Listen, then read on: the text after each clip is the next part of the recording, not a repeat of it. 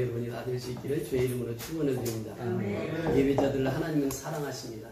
하나님은 예배자들을 찾고 계십니다. 오늘 예배드리러 나온 여러분들 심령에 하나님의 은혜와 또 진리가 충만한 시간 되시기를 주의 이름으로 축원을 드립니다. 그러니까 말씀을 묵상하면서 오늘도 서울신문을 보는데 하늘을 바라보니까 하늘이 얼마나 청명한지 몰라요. 마치 청고마비의 계절 가을처럼 높은 하늘을 바라보면서 그 하늘의 소망을 기도했습니다. 우리가 이 세상을 바라보면 힘들고 어려운 세상이지만 우리가 하늘을 바라보면 하늘은 여전히 높고 푸릅니다. 하늘을 바라보면서 우리 하늘의 소망을 갖는 저와 여러분이 될 수 있기를 소원합니다. 그러다 보니까 이 진달래가 활짝 폈습니다. 그래서 사진을 담아왔는데 그 진달래는 봄의 전령사입니다. 정말 이제 우리가 지금 봄의 계절을 맞이했지만 우리의 상황은 얼어붙어 있는 상황입니다. 그래서 우리가 하나님 앞에 기도하기는 이 코로나19 확진자 대한민국 0명 이 시대가 올 줄 믿습니다. 우리는 그날을 위해서 기도하고 그래서 이제 우리가 잃어버렸던 몸을 다시 찾는 저와 여러분의 삶이 될 수 있기를 주의 이름으로 축원을 드립니다. 오늘 지난주 오순절에 성령 강림에 대해서 말씀을 드렸는데 오늘은 성령 충만에 대해서 말씀을 나누고자 합니다. 여러분 오순절의 성령 강림은 이례적인 사건이었습니다. 단회적인 사건이었습니다. 한 번밖에 없는 사건이었다고 하는 것이죠. 전에도 없었고 후에도 없었습니다. 유일한 오순절날 성령 강림 사건을 지난주에 우리가 같이 말씀을 통해서 은혜를 받았습니다. 성령 강림을 통해서 오늘은 성령 충만에 대해서 말씀을 나누고자 합니다. 여러분 성령 충만을 받기 위해서는 우리가 성령이 누구이신가를 먼저 알아야 됩니다. 우리가 창세기 1장 1절에 보면 하나님이 태초에 천지를 창조하시느니라. 성령은 창세 이전부터 계셨던 분이요. 세상을 창조하신 분이 성령이십니다. 그래서 이 하나님이라고 했을 때 엘로힘의 하나님입니다. 다시 말하면 성부 하나님, 성자 하나님, 성령 하나님이 천지를 창조하셨다 이렇게 말씀하시겠습니다. 그 성령의 존재는 창세 이전부터 계셨다고 하는 것이에요. 그리고 이 땅이 혼돈하고 이렇게 표현하면서 하나님께서는 수면에 운행하시느니라. 이 성령이 임하게 되면 질서가 바로잡힙니다. 혼돈의 세상이 질서의 세상으로 바뀝니다. 그 성령이 그렇게 중요하신 분이에요. 그 예수님께서 이제 십자가에서 죽으시고 부활하시고 승천하시면서 이제 예수님 말씀하셨어요. 내가 다른 보혜사를 너에게 보내리니 그렇게 말씀하셨습니다. 그 보혜사 성령이 임하시면 너희와 영원히 함께 하시겠다. 이렇게 말씀하셨습니다. 그럼 성령이 누구냐라고 하는 것입니다. 성령은 곧 진리라 이렇게 표현합니다.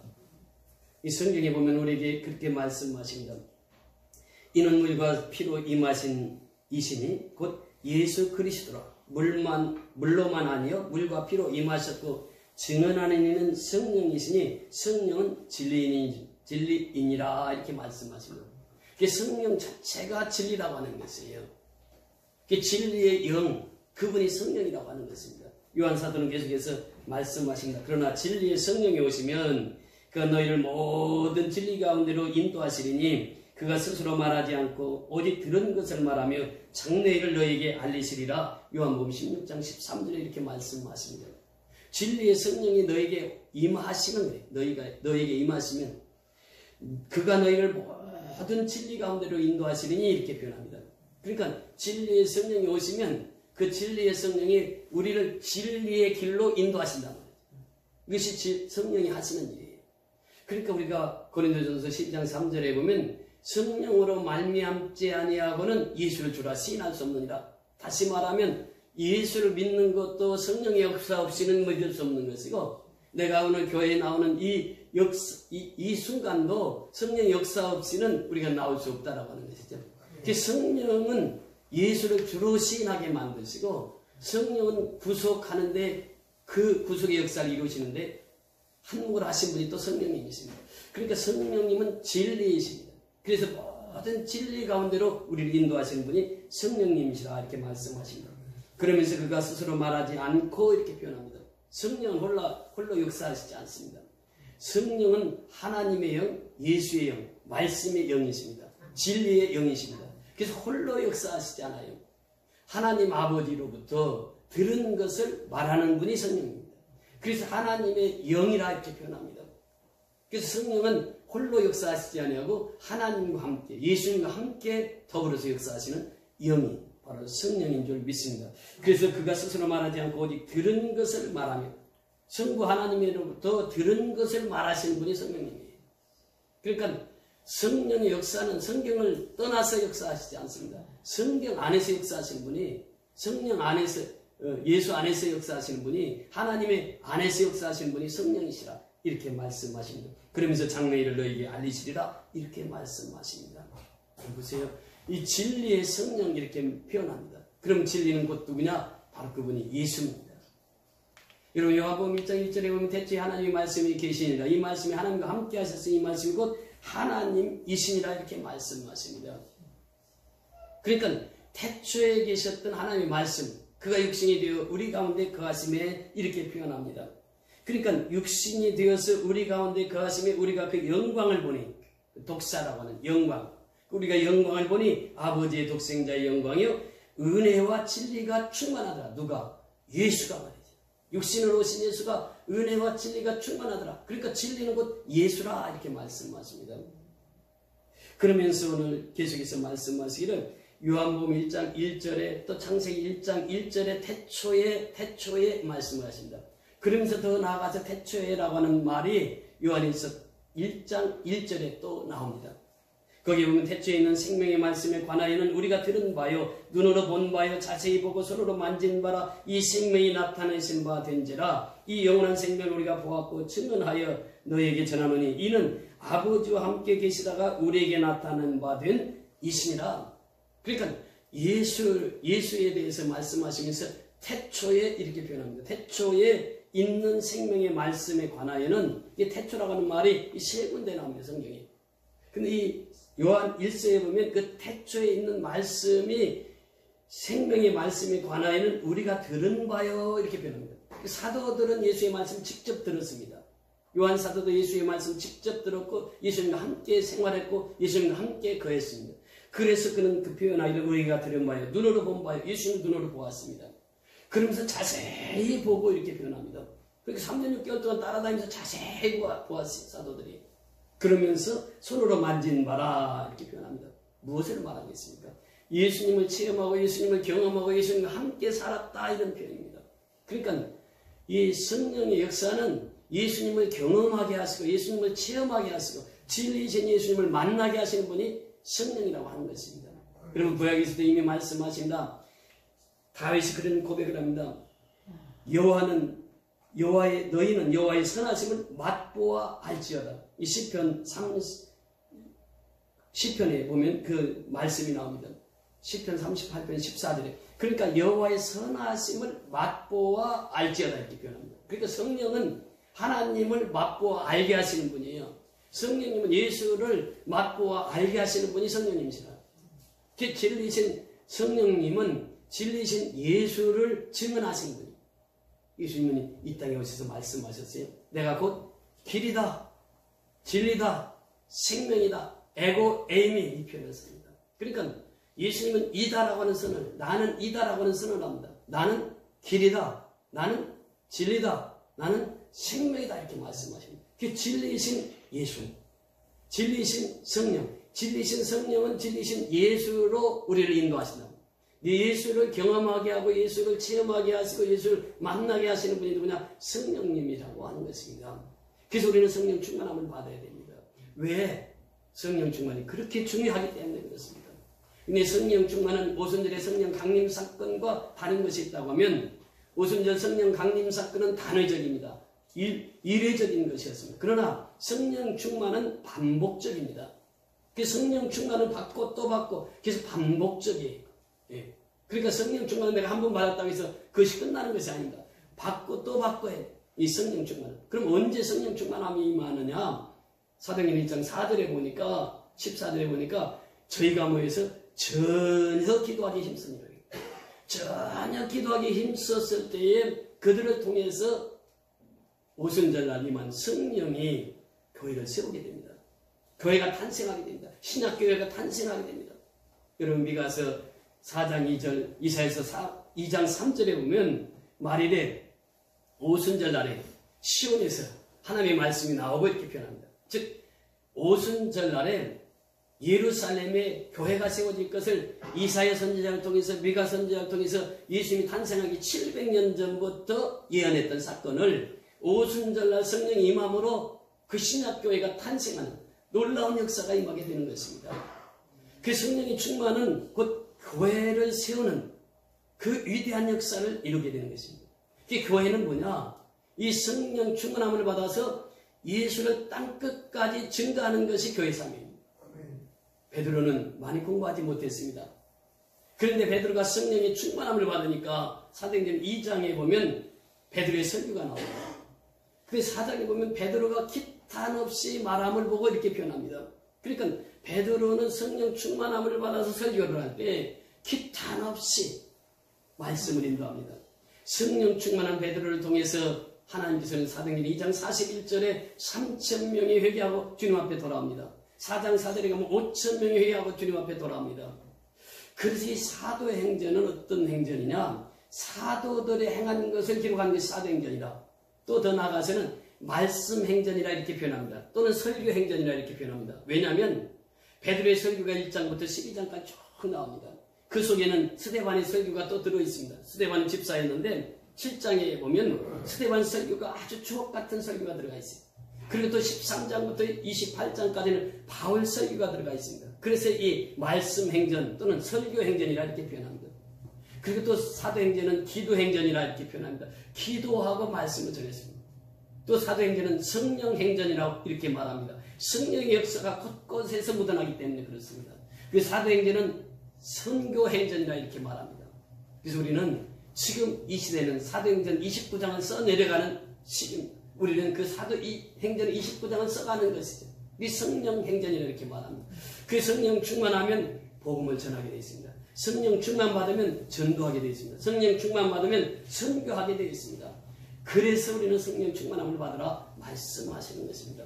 베드로가 성령 충만함을 받아서 그 초대교회 역사를 이루어 가셨습니다. 그런가 하면 스데반은 성령 충만해서 설교를 할 때에 그는 이제 자기가 죽을 줄 알면서도 그 생명의 복음을 전합니다. 성령이 충만해서 그 복음을 전합니다. 그 설교를 마치고 성령 충만한 스데반은 돌에 맞아 순교를 합니다. 그런데 그 얼굴이 누구의 얼굴과 같았다고 그랬습니까? 사도행전 6장 15절에 보면 천사의 얼굴과 같았더라고요. 성령 충만하면 죽음을 두려워하지 않습니다. 담대하게 복음을 전합니다. 그래서 사도행전이 4장 31절에 보면 저희가 모여서 기도하기를 전혀 힘썼더니 성령이 충만하여 담대히 하나님의 말씀을 전하였더라 이렇게 말씀하십니다. 또 사도행전 5장 42절에 보면 저희가 집에 있든지 길을 가든지 예수가 그리스도라고 하는 것을 전했더라 이렇게 말씀하십니다. 여러분 이 성령 충만한 역사는 베드로 사도를 통해서 우리에게 보여주시고 스데반 집사를 통해서 우리에게 보여주시고 더 나아가서 사도 바울과 바나바를 통해서 또 말씀하십니다. 여러분 사도행전 13장에 가면 안디옥 교회가 처음으로 세워지게 됩니다. 그런데 안디옥 교회가 세워진 목적은 뭐냐? 선교하기 위해서 세워진 교회가 안디옥 교회입니다. 저는 우리 선교연합교회가 안디옥 교회의 모델을 담고자 하는 것입니다. 그 안디옥 교회는 함께 기도했습니다. 금식했습니다. 그리고 사울과 바나바를 따로 세워서 그들을 선교사로 파송합니다. 지금으로 말하면 목사와 장로를 따로 세워서 선교사로 파송합니다. 지금 우리 선교 역사가 그렇지 않습니까?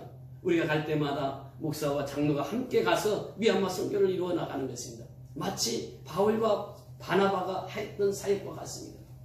바울과 바나바가 성령이 충만해서 선교지에 나갔을 때 그 구보로스 섬, 키프로스라고 하는 섬인데 그 섬에 복음을 전하러 갔습니다. 그 바울은 복음을 전할 때마다 기적적인 역사가 일어납니다. 병든자가 치유받고 그 기적적인 역사들을 보면서 이제 설교 바울이라고 하는 그 총독에게까지 복음을 전하러 갑니다. 엘로마가 그 길을 막았습니다. 그때 바울은 내가 왜 하나님의 일을 방해하느냐? 그러면서 책망했을 때 그 눈이 보이질 않아. 바울의 안수에서 그 눈을 뜨게 됩니다.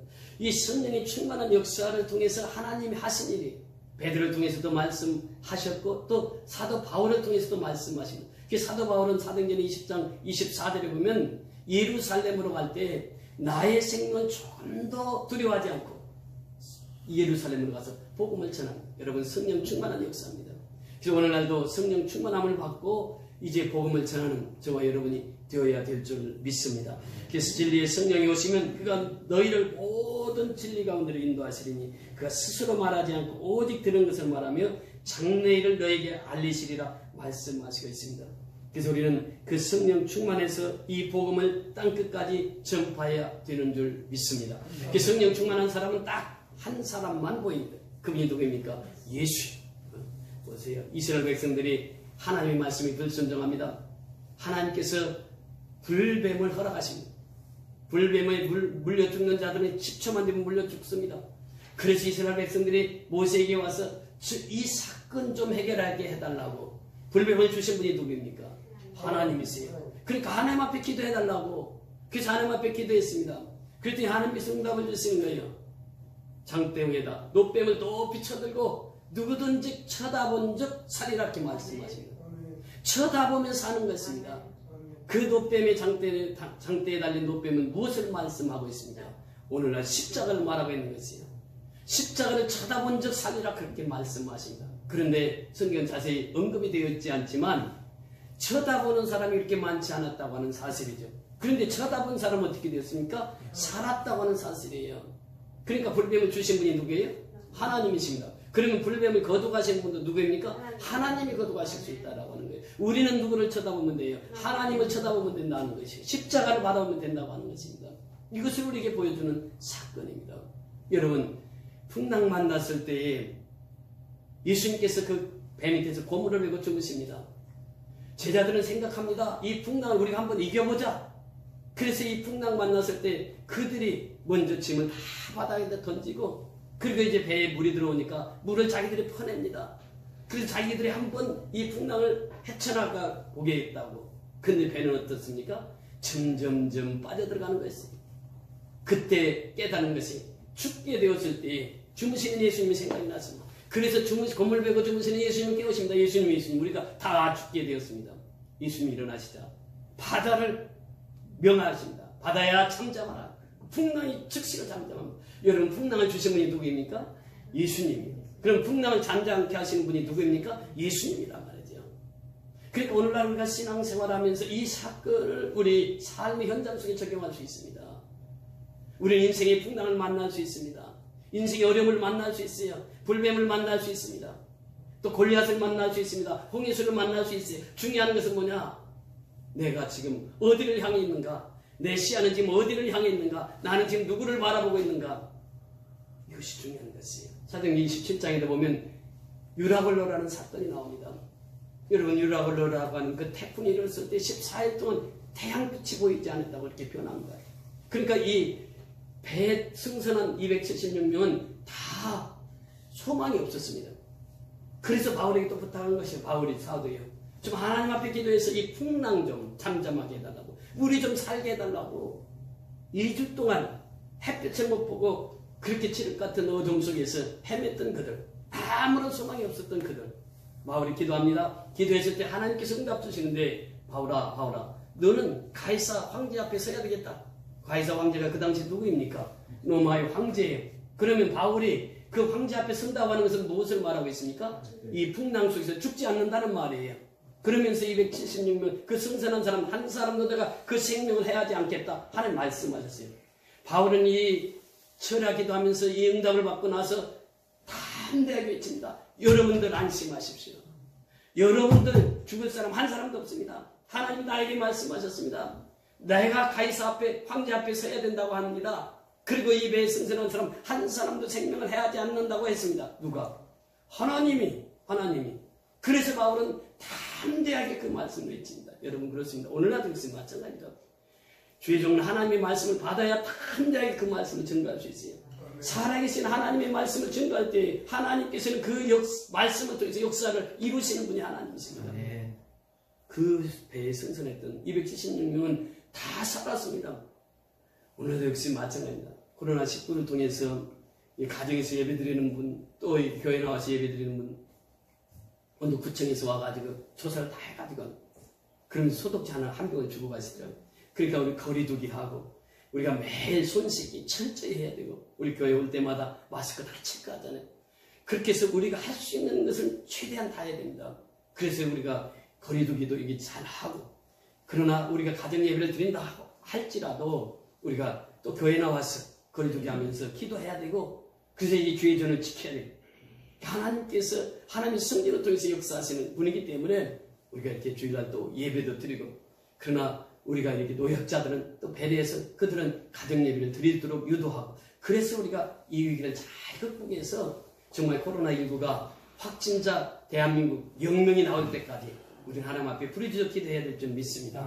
기도해야 될 제목은 바로 회개의 기도입니다.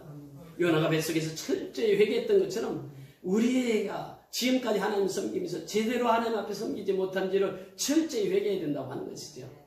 회개할 때 우리 시야는 예수밖에 보이지 않아요. 그래서 이브리서 12장 2절에 보면 믿음의 주여 온전케 하신 이인 예수를 바라보자. 예수를 바라봐야 문제가 해결됩니다. 코로나19도 예수님 앞에 기도해서 이 전염병으로부터 우리가 벗어나야 됩니다. 그래서 우리는 하나님 앞에 기도해야 돼요. 그리고 예수님을 바라봐야 됩니다. 고린도서 3장 1절부터 3절까지 보면 너희 우의 것을 구하고 우의 것을 찾고 이렇게 표현합니다. 사도 바울이 고백한 것이 바로 거예요. 우의 것을 구하고 우의 것을 찾으라. 예수를 바라보라 그 말입니다. 그러니까 이 문제를 해결할 수 있는 분은 하나님이십니다. 그래서 우리는 하나님 앞에 부르짖어야 돼요. 하나님 앞에 기도해야 돼요. 하나님 앞에 간구해야 됩니다. 그래서 우리가 이 어려움을 속히 벗어나고 정말 우리가 예배를 정상적으로 예배드릴 수 있도록, 우리가 평소부터 지금 3분의 1밖에 안 나오시지 않았습니까? 다 지금 교회마다 이제 나오라는 말을 못해요.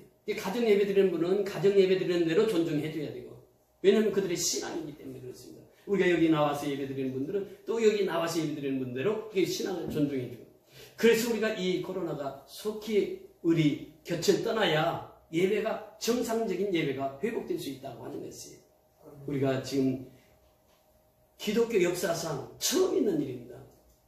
예배가 이렇게 어렵게 예배드리는 것은 처음 있는 일이에요. 우리 수요 금요일에 전부 다 우리가 가정에서 예배 드리자고 이렇게 얘기하고 있지 않습니까? 이것이 물러나야, 이 확진자가 없어지고, 그래서 이 코로나 전염병이 물러나야 우리가 예배가 회복되어서 하나님 앞에 마음껏 예배 드릴 수 있다라고 하는 것이에요. 직장도 정말 얼마나 힘들고 어렵습니까, 지금. 사업하시는 분들이 얼마나 힘들고 어려운지 모르는지. 그 사업하시는 분들은 월급을 줘야 되잖아요, 직장에. 그러니까 이 시기가 빨리 지나가야 사업도 정상화되는 것입니다. 학교도 지금 개학을 못하고 있지 않습니까? 그래서 우리가 이 문제를 놓고 하나님 앞에 기도해야 돼요. 기도해서 우리가 이 어려움을 극복하고 나갈 수 있는 것. 그래서 바로 우리가 성령의 충만함을 받을 때 우리의 염려와 근심과 걱정은 다 사라지게 되는 줄 믿습니다. 그래서 우리는 하나님 앞에 철저히 회개하고 내 마음을 하나님 앞에 맡기고 우리 시선은 예수 그리스도를 바라볼 때에 내 염려, 근심, 걱정은 다 떠나게 되는 줄 믿습니다. 우리 찬송가 382장에 보면 이렇게 말씀하시겠습니다. 너 근심 걱정 말아라. 주 너를 지키리. 주 날개 밑에 가라. 주 너를 지키리. 어려운 낙심될 때에 주 너를 지키리. 위험한 일 당할 때 주 너를 지키리. 너 쓸 것 미리 하시고 주 너를 지키리. 구하는 것을 주시며 주 너를 지키리. 어려운 시험 당해도 주 너를 지키리. 구주의 품에 거하라. 주 너를 지키리. 주 너를 지키리. 아무 때나 어디서나 주 너를 지키리. 늘 지켜주시리. 우리 성령의 충만함을 받으면 정말 내 마음속에 근심 걱정이 사라지고 오직 예수님만 나의 시야에서 벗어나지 않고 내가 예수님께 시선을 고정시키고 승리하는 삶을 살아가게 될 줄 믿습니다. 이사야 선지자를 통해서 우리에게 말씀하시는 두려워 마라. 내가 너와 함께합니다. 놀라지 마라. 나는 내 하나님이 됩니다. 내가 너를 굳세게 하리라. 참으로 너를 도와주리라. 참으로 나의 의로운 오른손으로 너를 붙들리라 말씀해 주셨습니다. 우리는 하나님의 의로운 손에 붙들림 받아야 됩니다. 그래야 내 마음속에 두려움이 사라지고 근심이 사라지고 염려가 사라지는 것입니다. 사도 바울은 말합니다. 아무것도 염려하지 말고 오직 너희 구할 것을 감사함으로 하나님께 하리라. 그리하면 모든 지각에서 뛰어나지 하나님의 평강이 그리스도 예수 안에서 너희 마음과 생각을 지키시리라 말씀하십니다. 성령 충만하게 되면 염려, 근심, 걱정은 다 떠나고 오직 예수님만 우리 삶 속에서 역사하시고 그 예수님과 동행하는 삶으로 승리하는 삶을 살게 되는 줄 믿습니다. 그 믿음으로 승리하는 저와 여러분이 다 되시기를 주의 이름으로 축원을 드립니다. 우리 다 같이 일어나셔서